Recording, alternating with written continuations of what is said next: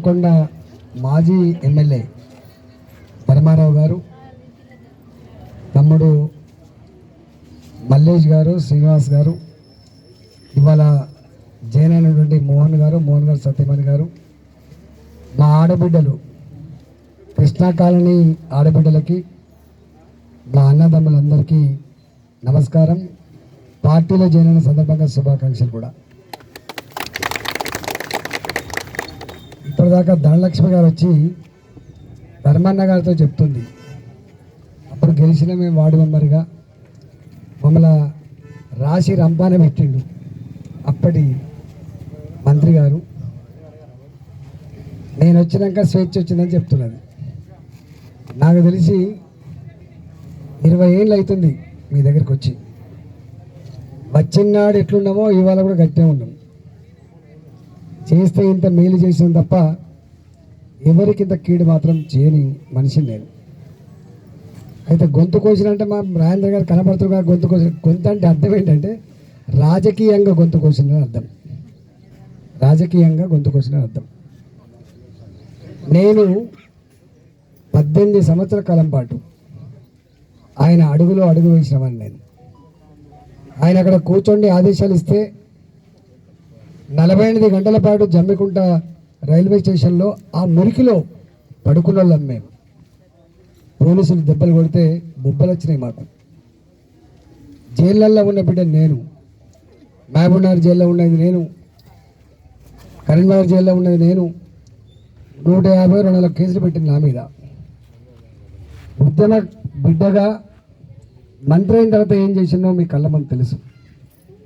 అలాంటి నన్ను కేవలం వీడు ఊకున్న కాడ ఊకుంటలేడు, వీడు అప్పుడోసారి మాట్లాడతాడు. ఏం మాట్లాడండి బిడ్డ? పదవుల కోసం పెదవులు ముయ్యద్దు కాబట్టి, పదవుల కోసం పెదవులు మూసుకొని ఉంటే ప్రజలు అసహించుకుంటారు. ఏం చేస్తాడు ఈటల రాజేందర్? అప్పుడేమో బాగా కొట్లాడే రాజశేఖర్ తోటి, రోషయ్యతోటి కొట్లాడిండు, కిరణ్ కుమార్తో కొట్లాడిండు. మరి ఈ ముఖ్యమంత్రి పెన్షన్ లేకపోతే ఎందుకు కొట్లాడతలేడు? ఈ ముఖ్యమంత్రి రేషన్ కార్డు లేకపోతే ఎందుకు కొట్లాడతలేడు? ఈ ముఖ్యమంత్రి ఎస్సీల కోసం, ఎస్టీల కోసం, బీసీల కోసం, మైనార్టీల కోసం ₹1,00,000, ₹2,00,000 ఇచ్చేదానికోసం ఎందుకు కొట్లాడతలేడు? ఇది మంత్రి కాగానే నోరు మూసుకొని బిడ్డలనే ఫీలింగ్ మీకు కూడా ఉండే. కానీ మేము పెరుగులాడిన లోపల అనేక సందర్భాల్లో బయటికి రాకపోయినా, బయటికి చెప్పకపోయినా మా ధర్మాన్ని మాత్రం లోపల నిర్వర్తించినాం. ఆ ధర్మాన్ని నిర్వర్తించి ఆయన కన్నెర్రకు గురైన నేను కంట్లో పెట్టుకొని నిన్న పంటకెళ్ళి తీసుకొని పోయిండు. ఆయన జమ్మకుంటకు వచ్చి కంట్లో పెట్టుకొని పంటకెళ్ళి తీసిపోయిండు. కానీ పోనిస్తారా? నన్ను పంటకెళ్ళి తీస్తే పోనిస్తారా? ఈ బిడ్డ ఉద్యమంలో కానీ, మంత్రి ఉన్నప్పుడు కానీ, ఇవాళ కానీ, రేపు కూడా పేద ప్రజల పక్షాన మాట్లాడే బిడ్డగా ఉంటాడు. మీకోసం కొట్టాడే బిడ్డగా ఉంటాడు. ఎక్కడ కుటుంబంలో ఆపదున్నా, ఏ అవసరం ఉన్నా కో అంటే కో అనే బిడ్డ ఈ బిడ్డ తప్ప ఈ బిడ్డకు ఇంకో ఏజెండా లేదు. ఇవాళ ఎన్ని వస్తున్నాయి చూడండి. అంతకుముందు ఇదే మున్సిపాలిటీకి మీరు పోయి నా భర్త చనిపోయిండు, పెన్షన్ కావాలని చెప్పి అడిగితే, నాకు 65 సంవత్సరాలు నిండినాయి, నాకు పెన్షన్ కావాలని చెప్పి అడిగితే ఇచ్చిండ్రా పెన్షన్? మీకు 3 ఏళ్ళు అవుతుంది పెన్షన్ రాలే. 3 ఏళ్ళు అవుతుంది పెన్షన్ రాలే. ఇచ్చి ఇచ్చి ఇచ్చి అలసిపోయిండ్రు. కౌన్సిలర్కి ఇచ్చిండ్రు, మంత్రికి ఇచ్చిండ్రు, మీ కమిషనర్కి ఇచ్చిండ్రు, కలెక్టర్లకు ఇచ్చిండ్రు, వారంలో మీకు ఎంఆర్ఓ కూడా ఇచ్చిండ్రు. కానీ పెన్షన్ మాత్రం రాలే. ఎందుకు రాలేదు? మునుపేమో భర్త చనిపోగానే ఇక్కడ ఉన్న కౌన్సిలర్ కనుక భర్త చనిపోయిందని చెప్పి దరఖాస్తు పంపిస్తే కమిషనర్ గారు ప్రాసెస్ చేసి పంపేది, నెలకో 2 నెలలకో వచ్చేది. కానీ ఈ పెన్షన్ కౌన్సిలర్ ఇవ్వకుండా, కమిషనర్ ఇవ్వకుండా, మంత్రికి అధికారం లేకుండా, కలెక్టర్కి అధికారం లేకుండా తాళం వేసి పెట్టిండు. ఎవరు? ముఖ్యమంత్రి కేసీఆర్. అంటే పెన్షన్ ఇవ్వాలంటే కూడా నా కృష్ణాకాలంలో ఒక భర్త చనిపోయిన ఆడబిడ్డకు పెన్షన్ కావాలన్నా కూడా ఎక్కడికి పోవాలి? ముఖ్యమంత్రి గారి దగ్గర పోవాలి. అంటే గంత అధికారాన్ని చేజిక్కించుకొని చెరబట్టినటువంటి ముఖ్యమంత్రి కేసీఆర్ గారు 3.5 ఏళ్ళ నుంచి ఇయ్యలే. పెళ్ళిళ్ళు అయినాయి, ఏర్పడ్డారు, రేషన్ కార్డు కావాలి, దవాఖాన పోయినా రేషన్ కార్డు, ఎక్కడికి పోయినా రేషన్ కార్డు కాదు మీకు తెలుసు. 4 ఏళ్ళు అవుతుంది రేషన్ కార్డు ఇయ్యక. ఇవాళ చూసిందా ఎట్లా వస్తానే ఈటల రాజీనామా చేయగానే డప్పు సాటి మీ చేసి కృష్ణకాలలో నీకు పెన్షన్ ఇస్తుందా అని చెప్పి పెన్షన్ ఇచ్చి, పెన్షన్ శాంక్షన్ కాగితం ఇచ్చి 2116 కూడా చేతిలో పెట్టి వాళ్ళ పైసలు కాళ్ళు మొక్తాలో లేదా సిద్దిపేటలో వచ్చి, అంటే ఎంత దెబ్బ పని చేసిందో చూడు. పెన్షన్ రావడానికి, రేషన్ కార్డు రావడానికి ముఖ్యమంత్రి కేసీఆర్ ఎప్పుడైనా ప్రజలు కలుతాడా? కలిసిండా? కలవడు. ఏ ముఖ్యమంత్రి అయినా నేను చూసిన 20 ఏళ్ళల్లో పొద్దున పూట 8 గంటల నుంచి 10 గంటల వరకు ఏదైనా నాకు భర్త చనిపోయిండు, నా కొడుకు లేడు, నా బిడ్డ లేడు, 2 పిల్లలు సాధలేకపోతున్నా అయ్యా అని చెప్పి ఇలా కన్నీళ్ళు పెట్టుకుంటే నేను ఉన్నపో అని చెప్పి ప్రభుత్వం కాపాడే పద్ధతి ఉండే. ఇవాళ పోయింది ఎవరైనా? నా 7 ఏళ్ళలో చూసినా 8 సంవత్సరాలు కూడా వస్తుంది, ఇంకో 2 నెలలు పోతే వచ్చే డిసెంబర్కి 3 ఏళ్ళు అవుతుంది ముఖ్యమంత్రి అయ్యి. అంటే ఈ 3 ఏళ్ళు, 5 ఏళ్ళు, 8 ఏళ్ళు, 8 ఏళ్ళ కాలంలో ఒక్కనాడు కూడా ఒక మనిషిని పొద్దున పూట ముఖ్యమంత్రి గారు కలిసిన సందర్భం లేదు. ఎందుకంటే చరిత్ర వింటాం, రాజులట వెనుకట లోపల కోటలలో ఉండి ప్రజలు ఏమనుకుంటున్నారో మారు వేషాలలో అప్పుడప్పుడు వచ్చిపోయేదట, మనం వింటూ ఉంటాం. కానీ ఈ ముఖ్యమంత్రి మారు వేషాలు కూడా ఆడినాయి. ఉంటే ప్రగతి భవన్ ఉంటాడు, లేకపోతే ఫామ్ హౌస్లో ఉంటాడు. ఇక మరి అక్కడ ఉన్న ఆయనకు ప్రజల కష్టాలు ఏం తెలుస్తాయి, ప్రజల కన్నీళ్ళు ఏం తెలుస్తాయి ఒకసారి చూడండి. నా దెబ్బకే ఇలా ప్రగతి భవన్ వదిలిపెట్టి నాకు జమ్మికుంటకు వచ్చింది. వచ్చి ఏమంటాడు చూసినావా? దళితుల బతుకు ఇట్లుంటాయా? ఇవ్వాలి దళితుల బతుకు ఇట్లా ఎన్ని సంవత్సరాలు? నాకు తెలిసి మీరు సిద్దిపేటలో 20-25 సంవత్సరాలు ఉన్నారు. 20-25 సంవత్సరాలు సిద్దిపేటలో ఉన్నారు మీరు. కరీంనగర్ పార్లమెంట్లో ఉన్నారు మీరు 5 ఏళ్ళు. మహబూబ్నగర్లో ఉన్నారు. ఇవాళ కూడా మళ్ళీ మాతో పాటుగా మీరు ఉన్నారు. అంటే మాకంటే ఇంకో 15 ఏళ్ళు 20 ఏళ్ళు ఎక్కువ ఉన్నావు నువ్వు ఎమ్మెల్యేగా. ఏ ఊరికి పోయినా, ఏ వాడకి పోయినా అతి పేదరికంలో మగ్గే వాళ్ళు ఎవరైనా ఉంటే వాళ్ళు ఫస్ట్ దళితులు ఉంటారు. ఆ తదుపరి ఉన్న వాళ్ళు సంచార జాతులు ఉంటారు. మీకు అక్కడక్కడ గుడిసెలు వేసుకొని ఉంటారు. వాళ్ళు ఎలుకలు పట్టుకొని, పిల్లులు పట్టుకొని, లేకపోతే ఒడువులు పట్టుకొని బతికే వాళ్ళు కూడా ఉంటారు. పెద్దమ్మలు ఇట్లా సింధువాళ్ళు ఇట్లా ఉంటారు. వాళ్ళ బతుకులు ఇట్లున్నాయని ముఖ్యమంత్రి తెలియదా? నాకు వట్టిగా ఒక 5 ఏళ్ళు ఉండే తెలిసిపోయింది. నేను కొత్తగా 2004లో ఎమ్మెల్యే అయితే 2009 వరకు తెలిసిపోయింది. గింత దుర్భరంగా ఉంటుందా జీవితాలు, గింత దీనంగా ఉంటాయా, ఈ కన్నీళ్లకు పరిష్కారం లేదా అని చెప్పి మాట్లాడేవాడిని నేను అప్పుడు. కానీ ఇవాళ ఇన్ని సంవత్సరాల తర్వాత ముఖ్యమంత్రిగా ఉన్న 8 సంవత్సరాల కాలంలో కూడా ఆయనకు అర్థం కాక ఇవాళ అర్థమైందట దళితుల బతుకులు బాగలేవు, 1,70,000 కోట్లు ఖర్చు పెడతా అని చెప్పిండు.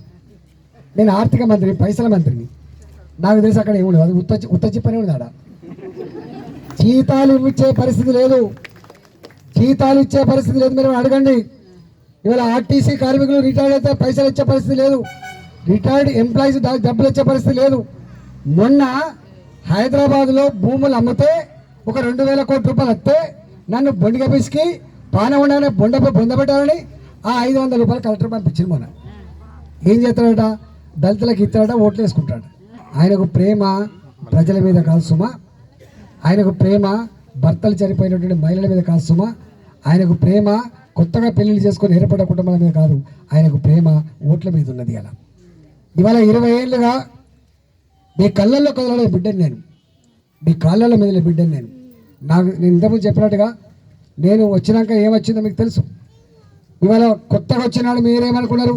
ఇవాళ మంత్రి అయిన తర్వాత ఏమైందో జమ్మికుంట, హుజరాబాద్ ఇలా మీరు రోడ్ల మీద పోతుంటే తెలుస్తాడు ఈటల అంటాడు ఏం చేసిండు.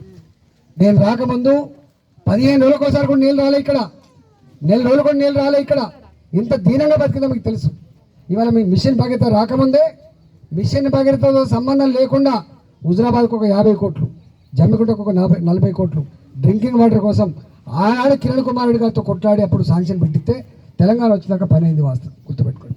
ఈ పక్కకున్న హాస్పిటల్ ఎట్లుండే, ఇవాళ రోడ్డు ఎట్లుండే, తాగే నీళ్ళు ఎట్లుండే, ఇవాళ నేను చెప్పాల్సి అక్కర్లేదు.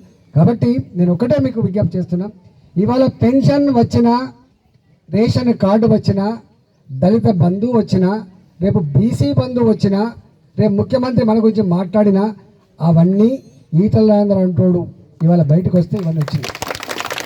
ఒక ఆయన రాసింది బిఎస్ రావాలని, ఒక ఈటల రాజేందర్ అంటోడు రాజీనామా చేస్తే గిన్నె వచ్చినాయి, గెలితే ఇంకెన్ని రావాలని. నేను ఇంట్లోకి వెళ్ళి మెట్లు కిందికి దిగుతుంటే ఒక ఆయన పేరు ఏదో సంఘం వచ్చింది. ఆయన అన్నాడు, మీరు గెలిస్తే 100 మంది కనివిప్పగలిగేటువంటి బాధ్యత నిర్వహిస్తావు, వాళ్ళు గెలిస్తే 100 మందిలో ఒకడైతాడని. నువ్వు గెలిస్తే ఈ రాష్ట్రానికి ఒక వేగు చుక్కలాగా ఉంటావు, వేరే వాళ్ళు గెలిస్తే 100 మందిలో ఆయన ఒకటిగా ఉంటాడు, వెనక బెంచీలు తప్ప ఇంకోటి ఉండదు. అంటే అర్థం ఏంటంటే నువ్వు గెలవాలన్నా తెలంగాణకి నువ్వు గెలిస్తేనే కదా పేద బతుకులు బాగుపడేది, నువ్వు గెలిస్తేనే కదా పేదల సమస్యలు ప్రస్తావించేది, నువ్వు గెలిస్తేనే కదా వాళ్ళ జీవితాలను ఆవిష్కరించేదని చెప్పి మాట్లాడాలి. ఇవాళ నేను ఒకటే నాకు తెలిసి, ఇవాళ మీరంతా జమ్మికుంటలు, హైదరాబాద్లో ఉన్నోళ్ళు మీ చుట్టాలు, రామగుండంలో ఉన్న మీ చుట్టాలు, ఎక్కడెక్కడ ఉన్న దుబాయ్లో ఉన్న మీ చుట్టాలు ఫోన్ చేసి ఉంటారు, రాయంద్రాన్ని మాత్రం పోగొట్టకూడదు సుమా అని. రాయంద్రాన్ని పోగొట్టుకుంటే మనకు ఇక బానిసత్వం తప్ప ఇంకోటి ఉండదని చెప్పి ఇప్పటికే ఫోన్ చేస్తారు. నేను ఒకటే అంటున్నా, ఇవాళ పార్టీలు పక్కకు పెట్టండి, జెండాలు పక్కకు పెట్టండి, సిద్ధాంతాలు పక్కకు పెట్టండి. నేను ఇవాళ రాజీనామా చేసింది ఎందుకు మీకు తెలుసు. నేను ఏమడిగినా గివే అడిగినా, నేను చివరికి ఇంకోటి కూడా అడిగినా, రైతుల ధాన్యం కొనకపోతే అదే ఒకటి పాలవుతుంది కేసీఆర్ గారు. ఈ తెలంగాణ మట్టి బిడ్డలు వీళ్ళు, మట్టిని నమ్ముకొని జీవించే బిడ్డలు వీళ్ళు వ్యవసాయం మంచిగా లేకపోతే వాళ్ళ బతుకులు బాగుండవని చెప్పింది నేను. ఐకేపీ సెంటర్లు ఉంటాయి, వడ్లు కొంటాయని చెప్పింది నేను, గుర్తుపెట్టుకోండి. అట్లా ఇవాళ నేను మీ అందరికీ, నిన్న మన మీద ప్రేమ పుట్టి దుబ్బల మీదకి రాలే, మన ఓట్లను కొలగొట్టాలని చెప్పొచ్చు. ఏం చేసినా మేము చూస్తూ ఉన్నాం, నాకు కూడా ప్రజలు కలుస్తూ ఉంటారు కాబట్టి వాళ్ళు ఒకటే అనిపోతున్నారు, బిడ్డ నీకు అన్యాయం జరిగింది, నువ్వు భయపడకు, నువ్వు ముఖంలో బాధ కనపడనీయకు, నువ్వు మంచిగా తిను, నీ ఆరోగ్యాన్ని కాపాడుకో, గెలిపించే బాధ్యత మా చేతుల్లో ఉందని చెప్పి ఆశీర్వదిస్తాను.